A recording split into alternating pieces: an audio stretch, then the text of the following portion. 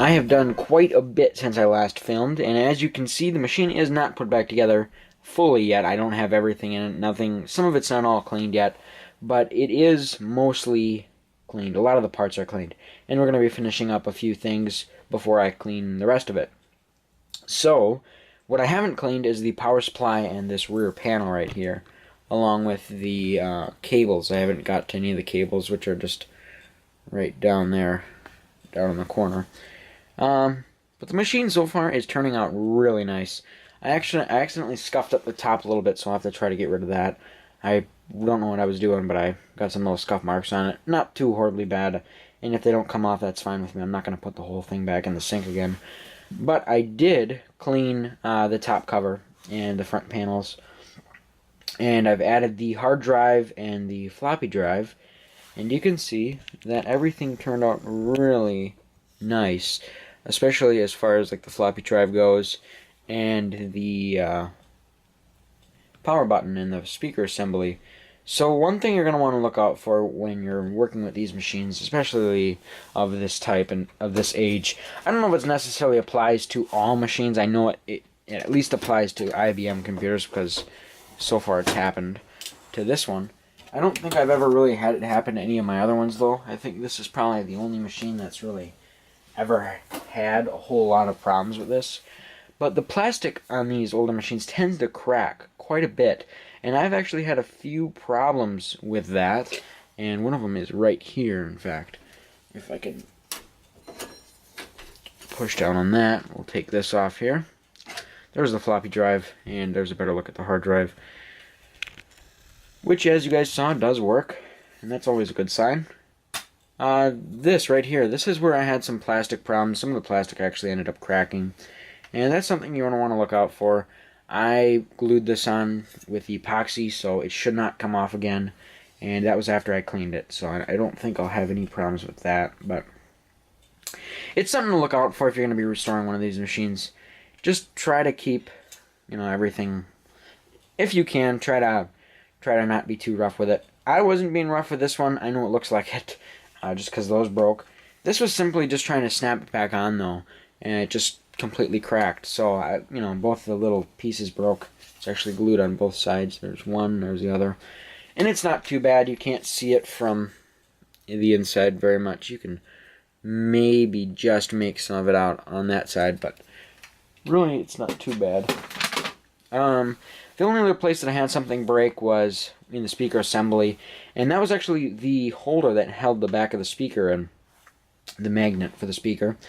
It's the part that holds it in, and it's basically a big plastic circle, and it's supposed to hold it, but unfortunately mine cracked. So it didn't fully break off. In fact, it's still in there, cracked, but I just pushed the speaker in there and cleaned it as fast as I could, so that wouldn't cause too much of a problem when I was putting it back together. And it doesn't. I mean, it didn't break. The speaker still stays in there nice and strong, and it's not coming out. At least I can't tell it's coming out anytime soon, so I don't know. It turned out pretty good in that case. I got all the drive rails back in there. Like I said, keep saying the floppy drive has been cleaned, and so has the hard drive. The full-length card holder is cleaned and rescrewed, and rescrewed in there. And the very bottom panel that covers the bottom of the machine in that white plastic, that is also in there. Now, there's another problem with that. I had a piece of plastic way there in the back. Didn't make a lot of sense, but way in the back there. Right. Let's see if I can get it on camera. Right there. Whoops. Right there, right in the middle. There's like a little square hole, and there's a smaller one. Maybe you can make it out right in front of it. And that little tiny hole, there should be like a locking mechanism there that allows the case to stay on and not slide forward like it does whenever you push on it. Of course, that broke on me, and I didn't realize it. I didn't actually realize it until very recently, after I'd cleaned it.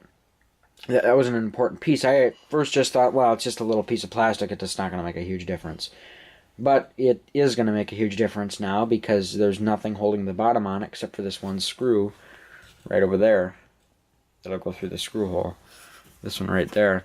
So, and the only thing that's going to be holding it on is this one right there, that little screw post. So, you know, it's going to be kind of disappointing. Hopefully it holds. I don't see why it wouldn't. I don't see why it shouldn't hold. But it's just something that is kind of annoying. So, I'm going to actually go get the main board here, and I'll show you guys what that looks like. That's been cleaned. I did what I was kind of worried about doing. I just threw it in the sink to see if it would get nice and shiny. And so far, it turned out pretty good, I think. So I'm going to go get that, and I'll show you guys what it looks like. And here is the big beast. This is the full board. I can barely fit it all on the camera. There's the 386 right there. You can see that a little better now that it's all cleaned. And you can definitely see where the jumper wire has been attached to fix traces and whatnot. And, you know, there's a little bit of dust on the board. It didn't fully clean very well. Never really does when you work with these older boards. But it shouldn't make too much of a difference if it's just going to be sitting in there anyway. It's not like it has to look beautiful. So, there's where your coprocessor goes. There's a little adapter installed on there, like I saw earlier. I do have a Cyrix coprocessor, but it's not for the 20 megahertz model. It's actually for a 33 megahertz, so I don't know. I've got a 33 megahertz 386 processor as well, but I don't have a board for that. In fact, I don't have any 386 boards that aren't that don't have integrated processors and soldered processors. So, you know, the board turned out okay. I don't know. I'm just kind of getting excited to put this thing all back together. So, yeah, turned out pretty good. There's some more of the trace fixing, whatever, jumpering the wires together and whatnot. And surprisingly, there is actually only one jumper on the entire board. And I guess I was kind of using the incorrect terminology for those wires. I forget what they're called. They're for like fixing traces and things like that, I think. I know people use them for that though. There's actually a jumper right there, and it's the only one on the board, which is kind of neat. J18, no clue what it does. Probably says in the manual, but I don't have the manual. I've only got probably the reference discs for it somewhere. So, we'll go ahead and toss this off to the side. Well, not toss it, but put it off to the side. So, next up, we're going to be cleaning up this part, and that'll allow us to put the board back in there. There is something I want to show you on this, though, and that is this right here. So you might be able to see this brown stuff. That was actually some tape that the woman that I had bought this from put on there. Just, I guess, to kind of clear out this one empty slot. And I'm hoping to put a MCA card in there. I'd like to probably put a Ethernet card in here, because I think it would be kind of neat. And I don't know where I'll find one. So far, I know I found one on eBay, and it was pretty expensive. So I don't know if I really want to buy it, but I would like to have an Ethernet card for it. I think it was only like 40 bucks, which is pretty expensive for an MCA card, especially a lot of the token ring adapters are going much cheaper than that. But then again, that's really not anything I can use. And what did I do with my flathead screwdriver? Interesting. Well, in any case, I'm going to go ahead and clean this. I'll try to remove that, and I'll let you guys know what I use to remove it in case you run across. Oh, look at that. Wow, it's just coming off on my finger. It's just rubbing right off. Yeah, it's kind of weird. It's just basically tape residue, so I'll get it off. I'll stop rambling on here, and I'll show you guys how it turns out once I finish it up. So we're one step closer to getting this thing finished. That's the way I like to think about it. We've got the very back panel on there, or I've got the very back panel on there. The next part is to install the main board here. And that'll actually require me to put a little I/O shield that covers that. And we can just slide it right in and screw it down, and we should be another step closer to getting this thing done. So let me go ahead and screw this back on and put the board in there, and get right back to you guys. Well, we finally got the board in there, and the riser card and everything. Everything's plugged in. Now, where to start next? There's not a whole lot we have to do next, or there's not a whole lot left we have to do. These cables, I'll probably just do those off camera. Too important. All the front panels and everything, they're all cleaned. So I think next up is the power supply. I know you guys saw how dirty that thing was, so I'm gonna go take it out and blow it up.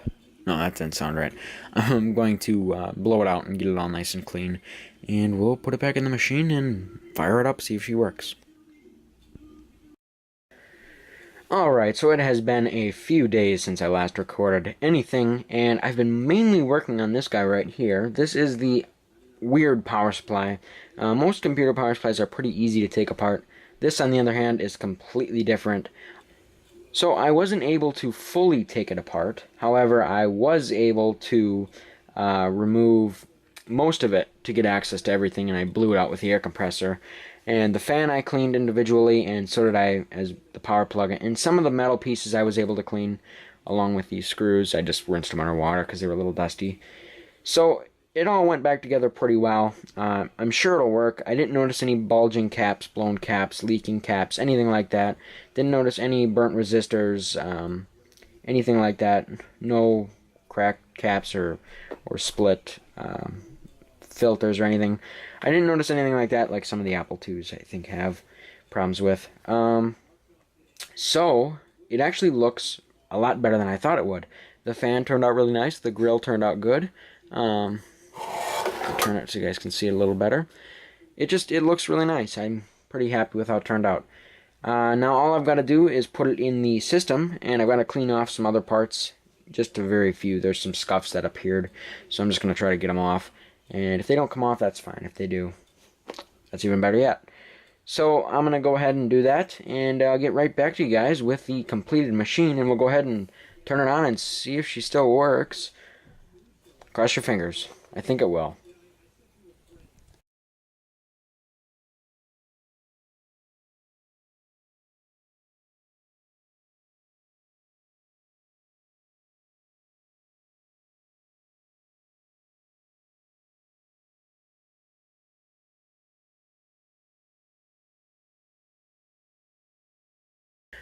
Well, after 3 days, this is what we've got. A pretty much brand new looking machine. Let me know what you guys think about this. I'll take any criticism, anything. Just let me know what you guys think. I can use it for when I repair more of these machines and restore them. If you guys like to see a little more, maybe, if you don't mind the videos are a little longer, just let me know. Let me know what you think. And just post a comment, even if it's just something small. It doesn't matter to me. I'd like to know. Just for future reference. So, going back to this machine, it turned out really nice as far as I can tell. I like it. I think it's definitely better than it was when I got it. And it should function a little nicer too, now that the fans have been kind of freed up from all the dust and there isn't a lot of dust covering the board. I think that it should be a pretty neat machine. If it works, of course. I don't know if it works yet. We'll test that in a little bit, though. First of all, I'd just like to kind of go over and show you guys what I've done. Now, there was a few hard parts about this machine and something you should know if you're going to be repairing them. Most of them I've already talked about, and one of those, the main one, is plastics. You got to be careful with these plastics. They break. This one broke. Some of the plastic parts on this broke, including down there, the bottom vent. Right in the middle of the machine. There's a little black piece that covers that, probably just so you can't see inside of it. That actually broke. The clips that held that black piece in there broke, so that needed to be glued on, and of course it's not coming off anymore. Hopefully I won't have to take it apart though ever again, unless I'm upgrading it or maybe just dusting it out. On the far right, that vent, right in there's a speaker assembly that also houses the power button along with the light assembly for hard drive activity and the power on, kind of that green light. That actually cracked too, the part that holds the speaker in place. Luckily, I was able to kind of put it back together without worrying about gluing it back on, so it's still broken, but it's holding, and it probably won't matter because I'm never going to probably look at that part again unless I need to repair something down there. So that's not been fixed, but that one piece right in the middle, that has been fixed. Other than that, there's not a whole lot other than maybe the power supply. The power supply is another thing that's kind of hard when you're working with these machines. You can't really take it apart the whole way because the little grommet that keeps the wires from rubbing against the metal chassis of the power supply, it doesn't come off, the plastic one, and there's really, unless you bend it, there's no way to get it off. So I was kind of forced to just take it apart without taking that off, and I just blew it out with the air compressor, and it turned out pretty nice. I think it turned out pretty good. Another problem that I've had with certain IBM PS2 models is the little sticker down there that tells you where they were made. I think this is a USA made machine. It tells you where they're made, the serial number, the model number, everything like that. They can come off, especially on the Model 30. I had a Model 30, and I still have it, that unfortunately